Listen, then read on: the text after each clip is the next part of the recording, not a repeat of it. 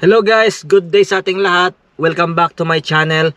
For today's video ay sasabihin ko yung mga documents na pinasa ko sa 482 subsequent entrant or family visa na dine-DIY ko nung last June.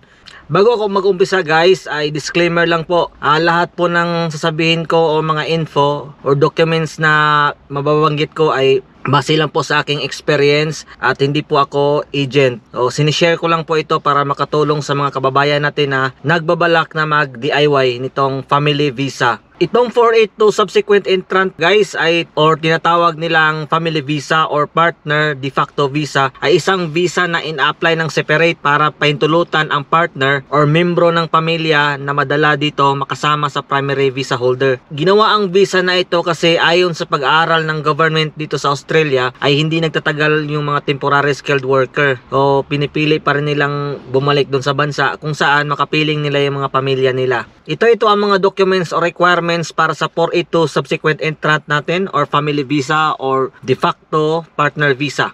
Ito ang pinakauna kasi ito ay napakahalaga. Kailangan mong gumawa ng IMI account dun sa website ng Immigration Australia. Gagawa ka ng account kasi ikaw mismo ang gagawa nito. Ikaw mag-apply. Pangalawa is ito na yung mga documents, yung Form 956. Itong form na to ay magpipill up ka doon kung sino yung maggagawa ng application. Example, ako yung gagawa ng application. So, ilagay ko yung pangalan doon. So, ito palang 956 ay malalaman ng mag-handle ng case mo sa immigration kung exempt person ka ba, agent, immigration agent, or legal practitioner. Tayo ay napunta dito tayo sa exempt person. So, exempt person, sino-sino ba ito? Ito yung ikaw, kung hindi sponsor, or yung nag-nominate sa'yo, membro ng pamilya mo. So, ito yung exempt person. Next naman is yung Form 1229 para to sa mga 16 years old below, no, na parang consent na ikaw yung parent tapos dadalhin mo yung anak mo,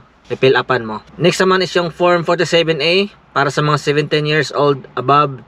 Sa case ko, hindi na to applicable kasi yung anak ko ay ano pa siya, 1 year old pa naman yung anak ko. Passport bio page, yung sa passport natin i-scan lang natin yung andon yung mukha natin. Next is facial image, passport size, yung picture ng mukha natin. Dapat klaro, straight yung mukha natin kasi nung nag-send ako nag-attach ako ng facial image ay palagi siyang hindi tinatanggap kasi yung mukha ng anak ko ay nakatagilid, dapat straight. Tapos birth certificate, each applicant, mapa NSO or PSA or yung original na birth certificate galing sa hospital, pwede rin yun. Yun yung ginamit sa anak ko. Next is yung NBI, police clearance, 16 years old pataas. Employer support letter. Kailangan natin yan kasi di naman tayo sponsored. So ako yung gumasto, tsaka ako yung gumawa. Parang ako na rin yung sponsored, tsaka yung nominator. Knowledge na lang, parang ipaalam na lang sa kanila na dalhin mo yung pamilya dito. Ang gasto pala doon sa lodgement ko sa 1 adult tapos isang 1 year old is 3.5 EUD. Doon naman sa isang kakilala ko na pareho din, adult tapos 1 year old na anak, gumastos siya ng 5.2. So siya po ay naka-agent. Yan, difference is 3.5 tapos 5.2 pag naka-agent. Malaking pera na ma-save. Kung ikaw naman ay tight budget tulad ko, then kung ikaw naman ay ayaw mo ng hassle tapos maluwag ka sa budget, mag-agent ka na. Ang last natin is marami yung doon sa relationship evidences. Ito, marriage certificate, history of relationship, statement with notary po ito. Then statutory declaration from a family member or close friend, relationship photos, then joint account or properties and assets, then proof of living in the same address. Ang inattach namin doon ay sample sa Lazada, no, yung mga online natin na order, then may nakalagay naman doon na pangalan mo, tapos yung address ng bahay nyo, same din sa partner mo, na meron na ganun din, same address, yun ang ginamit namin. Tsaka yun ano din yung sa electric bill, internet bill, yun din. Last is yung remittances, mga receipt doon sa sa Remitly.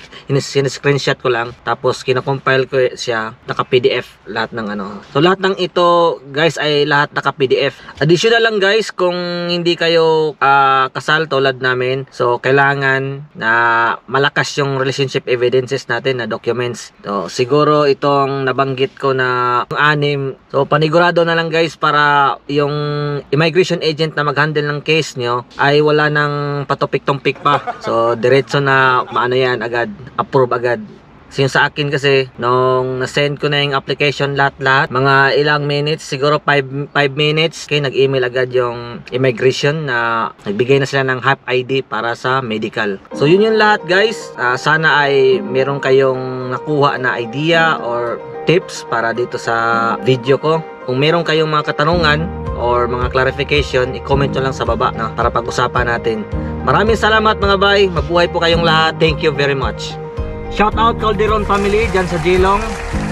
Edmond, thank you sa mga sagot mo dun sa mga tanong ko sa mga PM about sa family visa. Thank you sa mga advice. Then Plantar family, thank you din. Shout out yan, Henry at Christy. Salamat sa mga tips ninyo at advice. Shout out din kay Dandy Makatyag. Yan yung katrabaho ko na malupit dyan sa Pilipinas. Nagtuturo na siya ngayon ng automotive dyan sa Pinas. Yan, shout out Dandy. Ingat ka palagi. God bless. Shout out Harold Prinyos, ang mga kamekaniko ko dyan sa Middle East. Buhay kayong lahat dyan. Ingat kayo palagi. God bless.